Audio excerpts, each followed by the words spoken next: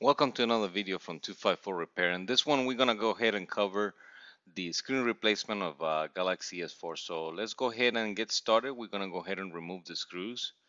Once the screws are removed, we're gonna go ahead and remove that plastic cover over the logic board. Now we're gonna go ahead and use our opening tool, and we're gonna remove the plastic cover, like I said, and once that is removed, we got access to the logic board and all the components that are attached to it. First thing that we're gonna do is remove the LCD connector, the headphone jack, and the charging port.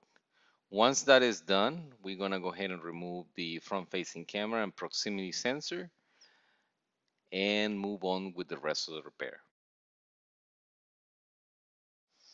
So let's go ahead and remove the coaxial cable that connects to the charging port. Make sure you do remove the end of that cable that is hooked up to the charging port. In case you damage the connector on the charging port, it's a really cheap repair, not if you damage the connector on the logic board itself.